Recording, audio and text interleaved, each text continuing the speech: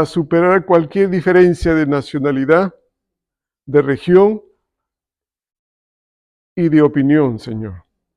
Porque tenemos a ti, Señor, como un solo Señor, una sola fe, una sola palabra, Señor. Te bendecimos, Padre. Únenos en ti. Lo rogamos, Señor, en el nombre de Cristo. Amén. Estuvimos viendo la semana pasada. ¿Qué cosa estuvimos viendo? ¿Alguien? Juan, capítulo 1. Muy bien. Entonces ahora Juan, capítulo 2. El Evangelio de Juan, capítulo 2. Vamos a ver hoy día, pero antes lo que vimos la semana pasada. Vimos a Jesús como creador. En el principio era el verbo, la palabra, y el verbo era Dios. Está ahí en Juan 1:1. Salvador. Vimos ahí que Jesús es el Salvador. También vimos que Jesús es el Maestro. Él nos quiere enseñar. Entendimos que Él siempre quiere enseñarnos. ¿Sí? Él siempre quiere enseñarnos.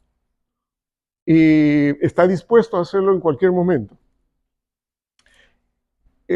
También entendimos, espero, que Él también es Rey de nuestras vidas. El Rey ordena lo que hay que hacer, ¿verdad? El Rey gobierna. Y en ese sentido, el Señor Jesucristo quiere gobernar nuestras vidas. ¿Sí? Entonces, y es una de las partes más difíciles a veces de aceptar, que alguien gobierne nuestra vida. Pero Él lo quiere hacer así, porque Él es el Rey. ¿Sí?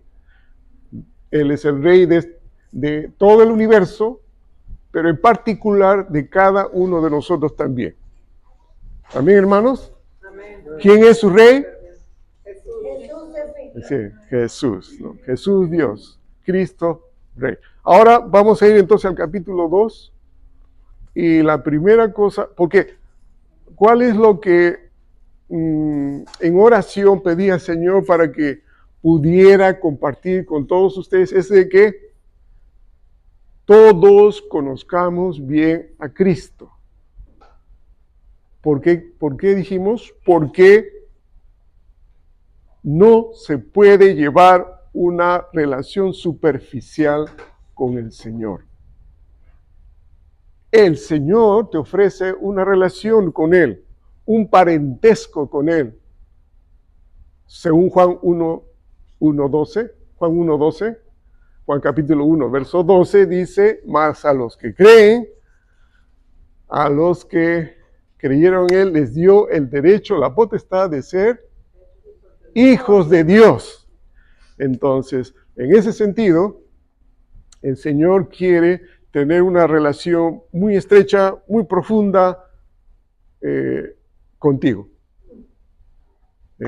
No quiere tener una relación contigo de familia solo los domingos. ¿Se imaginan que su esposo, su esposa o sus hijos le hablen solamente los domingos? ¿Qué sería, verdad? De lunes a sábado, nada de comunicación. Y solo el domingo empiezan a hablar. No. Entonces Él quiere hacerlo todos los días. Entramos entonces al capítulo 2 y voy a ver aquí, y ustedes también en sus Biblias, sean electrónicas o... Sería preferible traer una Biblia física. ¿Saben por qué? Porque a veces cuando estamos viendo la Biblia entra un mensaje, entra otra cosa, ¿no? Y a veces nos distrae. Yo entiendo que hay mensajes importantes, pero ahora es el tiempo del Señor. Juan capítulo 2. Hay una historia allí, un evento importante. Dice allí, al tercer día se hicieron unas bodas en Caná de Galilea. Y estaba allí, ¿quién? La madre de Jesús. Y fueron también invitados a las bodas Jesús y sus discípulos. Jesús el maestro y sus discípulos.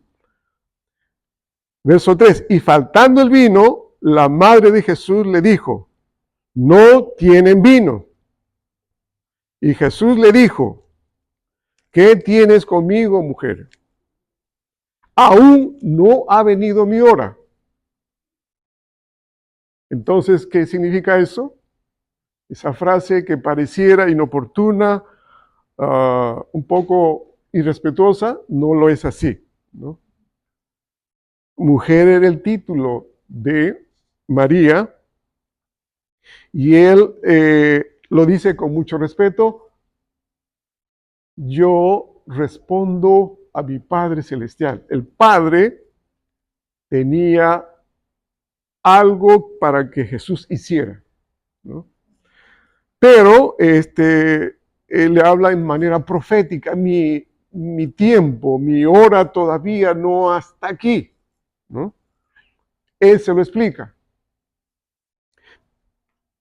Pero ahí dice, su madre le dijo algo importante. Lo primero que quiero, antes de seguir leyendo, es que estamos celebrando. Está el capítulo 2 en su primera historia. Vamos a tratar de hacer todo el capítulo, ¿sí? Está hablando de una boda, ¿no? Es una celebración, es un evento para celebrar el carácter de esta institución. Entonces aquí estamos conociendo al Señor en su carácter festivo. Él se goza, Él se alegra, ¿no?, de los eventos importantes de nuestra vida. Él fue invitado y fue, ¿no?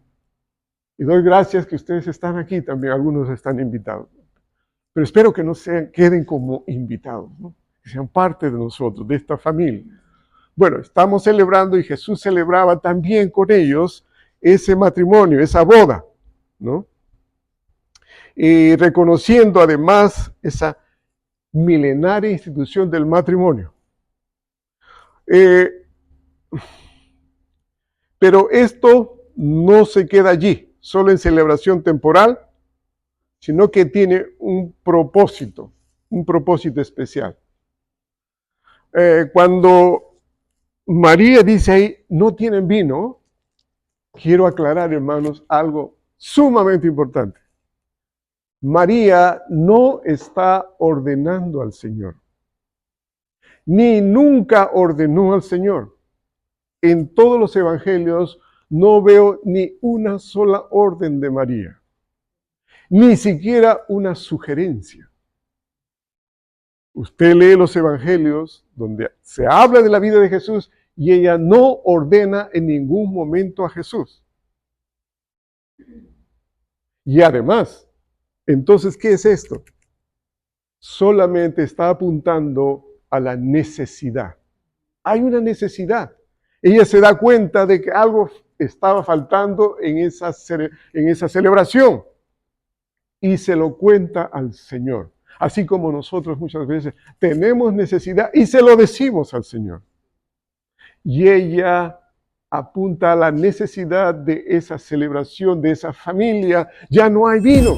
María habla en fe después. Cuando el Señor le responde, mi hora no ha llegado, ¿qué dice María? Algo muy importante, y habla con fe, hermanos, con la esperanza de que algo va a pasar, ¿no?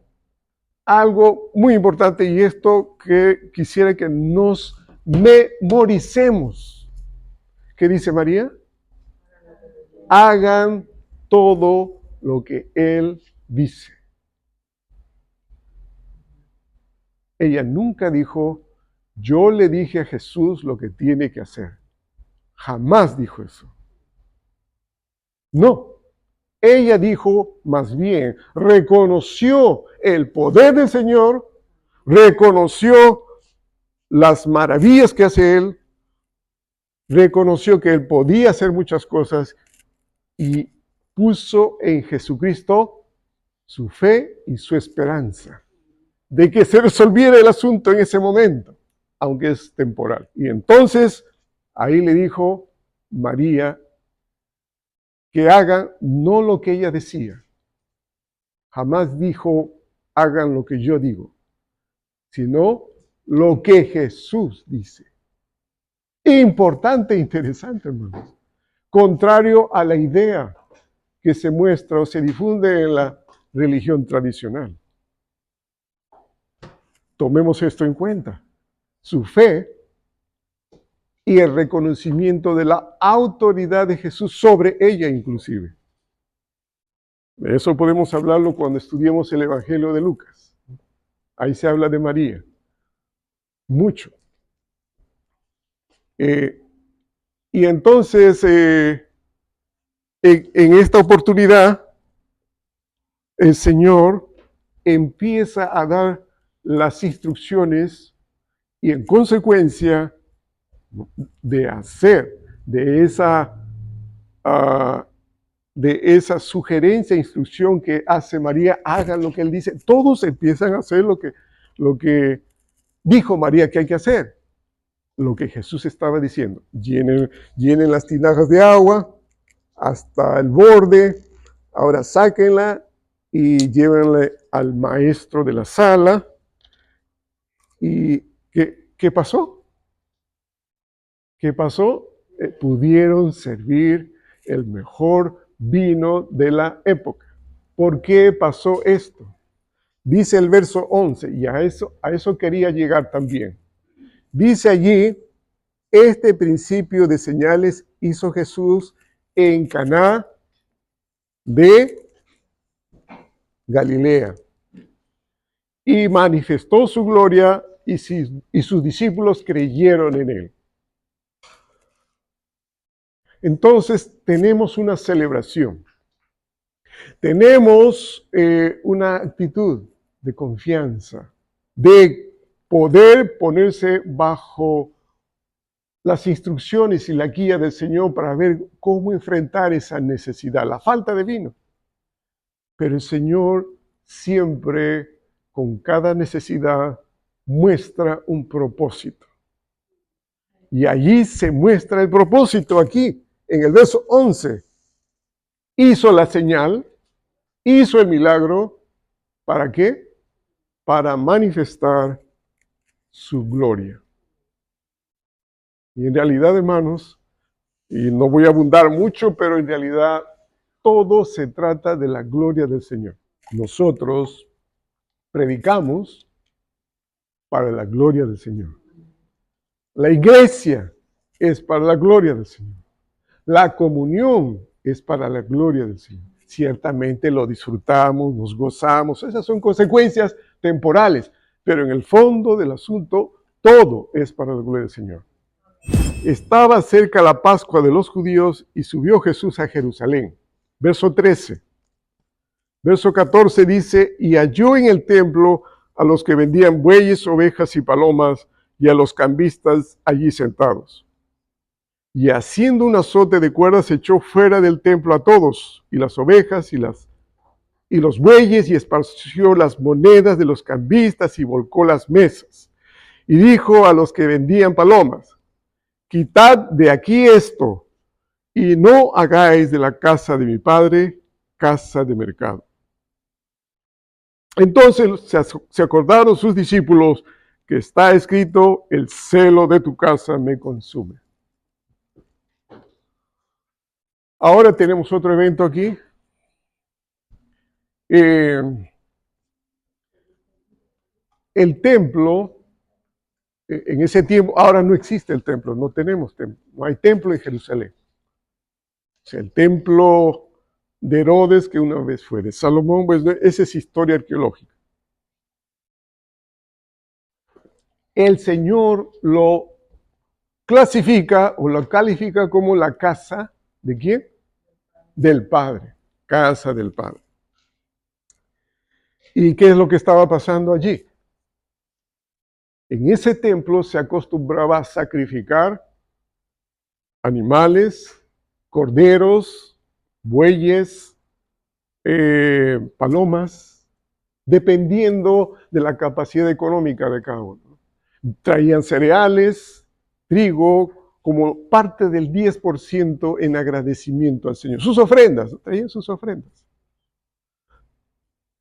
¿Y qué había pasado? Se había convertido en otra cosa. A veces, hermanos, lo que el Señor pone en nuestras manos se convierten en otras cosas. Pero el Señor siempre está allí presente cuando Él se manifiesta y lo revierte y quiere que sea de otra manera, como Él originalmente lo puso. ¿Qué dijo que se había convertido esto? El Señor lo define allí en la porción que hemos leído. Y no hagáis de la casa de mi Padre casa de mercado, donde la conveniencia y los negocios de los sacerdotes de esa época se habían convertido en eso. No para cumplir el propósito, no para cumplir el propósito divino, sino para cumplir los propósitos personales. Y especialmente financieros. ¿De quiénes? ¿Del pueblo? No, de los sacerdotes. ¿Sí? Los sacerdotes controlaban el Wall Street de Jerusalén, la casa de cambio. Esas ovejas, bueyes, palomas y demás cosas no estaban allí porque a la gente se le ocurrió entrar ahí. Todo lo que se hacía en el templo era bajo la supervisión y permiso de los sacerdotes. Qué mal, ¿verdad? Bueno, pero viene el Señor y dice, se enoja con todos y Él, nosotros recordemos, hermanos, que el templo representa la presencia de Dios allí en medio de Jerusalén. Pero había perdido su sentido, su propósito. ¿Por qué? Por acción de los hombres. ¿No? A veces pasa eso. Uno pierde el rumbo, se olvida del Señor y empieza a pensar en lo que a uno le conviene. Pasa con todos, hermanos, incluyéndome a mí. Por eso es que tenemos que estar constantemente en comunión con el Señor, cada día, porque si no, el camino se nos tuerce. Y las cosas que el Señor pone en nuestras manos se convierten en otro propósito. Es casa del Padre, no es casa de mercado. Por si acaso, hermanos, aquí hay bastante comida, pero no es para vender, es para ofrecer, ¿sí? Como muestra de amor y cariño para todos nuestros amigos y hermanos. Es diferente. ¿Ya?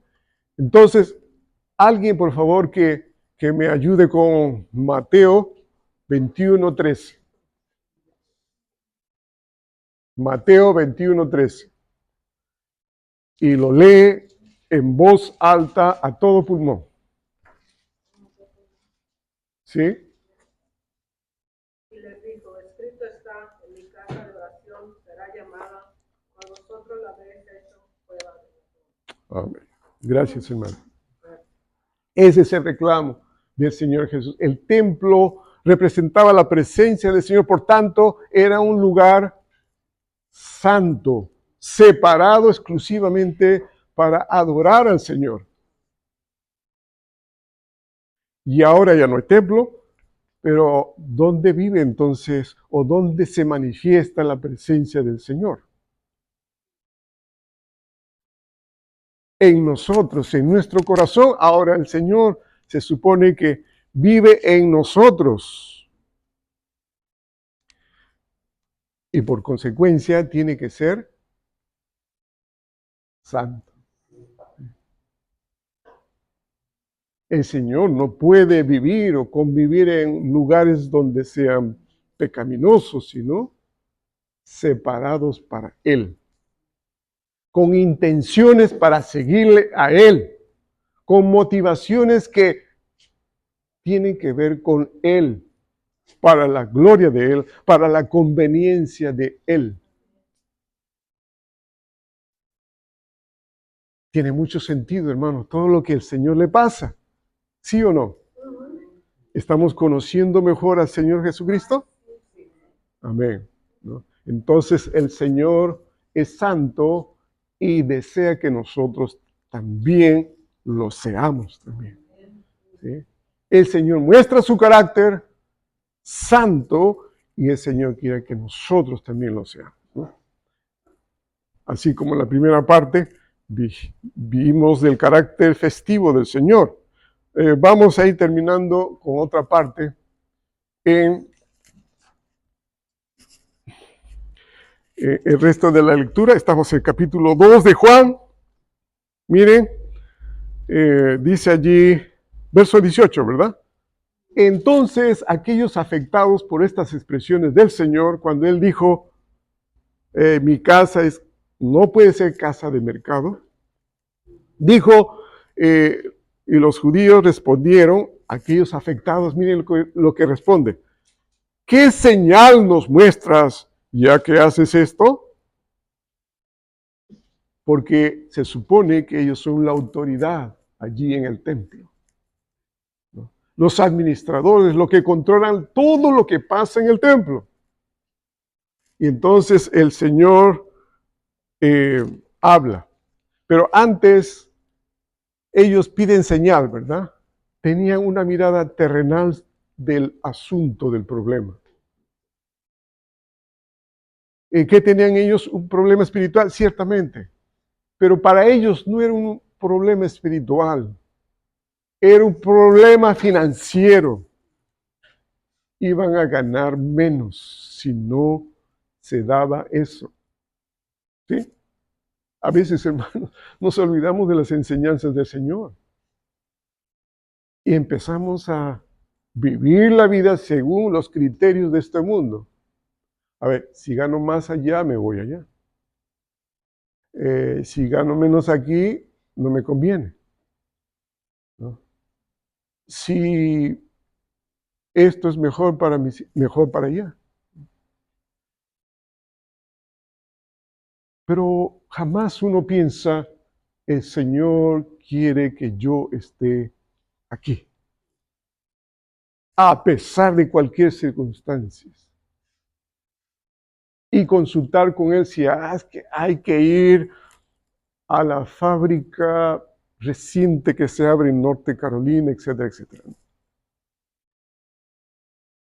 Yo estaba en Cornelia, sí, en el noreste de Georgia, y de pronto veía familias y de pronto también las veía desaparecer. Así como venían, se aparecen, ¡qué alegría! Bienvenidos, vengan, estamos aquí. De pronto, 5 meses y desaparecieron. ¿Dónde se fueron? Nadie sabe. Alguien dijo por ahí, se fue para allá, ahí hay más trabajo. Ahí pagan mejor. Más dólares. Pero si somos del Señor, hermanos, es el Señor que dijimos que gobierna nuestras vidas, ¿sí? El que construye nuestras vidas, el que da sentido a nuestras vidas. Piden señal los sacerdotes porque tenían una mirada terrenal. A ver, muéstranos una señal, ¿no?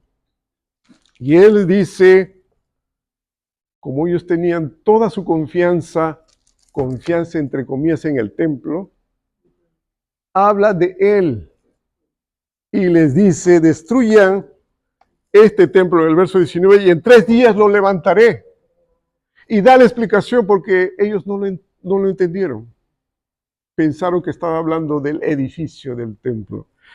Y ahí el verso 20 dijeron luego los judíos, en 46 años fue edificado este templo y tú en 3 días lo levantarás. Mas él hablaba del templo de su cuerpo. Por tanto, cuando resucitó de entre los muertos, sus discípulos se acordaron que había dicho esto y creyeron la escritura y la palabra que Jesús había dicho, ¿no? Él estaba hablando de él, de 3 días que iba a ser muerto, pero resucitó al tercer día. Él se levantó. ¿Y por qué esta resurrección es importante? Porque la podemos celebrar todas las Semanas Santas. Porque venció la muerte y porque como Él resucitó, nosotros también resucitaremos en el día postrero. ¿Amén, hermanos? Amén. Así es de que no se preocupen. No le tienen que comprar el cajón más costoso, ¿sí? Sino hay que preocuparse cómo agradamos al Señor, cómo asimilamos sus enseñanzas, cómo podemos conocerle más profundamente. Y esta parte de la resurrección es importante porque Él tiene poder para resucitar y para resucitarnos a nosotros también en el día final. En el día. Si hemos creído, esto es importante, si hemos creído, para vida eterna. Si no hemos creído, para condenación eterna. ¿Porque yo lo digo? No, porque lo dice la palabra del Señor. ¿Sí? Entonces apurémonos en creer, en saber cómo tengo que creer en Él para resucitar en el día final para vida eterna, no para muerte eterna, para vida eterna. Finalmente, hermanos, concluimos, ¿ya? Los discípulos recordaron y gracias a Dios creyeron, entendieron después. El Señor celebra con un propósito. ¿Sí? Celebra también lo que nosotros celebramos, así como lo hizo en las bodas de Caná, pero tiene un propósito. El Señor santifica lo que es necesario. Su templo es necesario, lo santifica. Quiere decir que lo separa para su servicio. No es que estamos hablando de santo en el sentido que nunca hace nada malo. Eso no es santidad. Santidad es estar separado para un propósito específico para servir a Dios. Entonces, el templo no está, usted es el templo del Señor. Eso está en Corintios, ¿verdad? Nosotros somos templo del Espíritu Santo. Bueno, el que cree. Y el Señor es poderoso para resucitar. Él mismo lo hizo y lo va a hacer con nosotros. Porque dice que el que cree tiene, ¿qué cosa? Vida eterna. El que cree tiene vida eterna, hermanos. Qué claro y específico es el Señor. No hay nada complicado, ¿verdad? ¿O sí? El Señor siempre se expresa de manera sencilla y concreta y clara, para que en los días postreros no digamos, ay, yo no entendí. No sé qué pasó allí. Me invitaron, dice que para comer. Pero este es el propósito. Vamos a ponernos de pie para terminar esta parte. Te agradecemos, Señor, por tu palabra. Te agradecemos, Señor, por tu sabiduría. Te agradecemos, Señor, por los desafíos que pones delante nuestro para alinearnos con tu pensamiento, para entender qué es lo que esperas de nosotros. Te damos gracias, Señor, por habernos traído aquí. Te damos gracias, Señor, porque esta es tu palabra y nos has ayudado a compartirla. Y rogamos, Señor, que cada uno de nosotros podamos comprender lo que tú quieres cada día para nosotros. Que creamos en ti, que nos entreguemos a ti y que reconozcamos que somos pecadores y necesitamos de tu perdón. Por ello, Señor, perdónanos, límpianos, santifícanos y ayúdanos a estar en buena relación contigo, Señor. Para honra, gloria y honor de tu nombre, Señor. Te bendecimos, Padre, en el nombre de Cristo. Amén. Tomen asiento, por favor.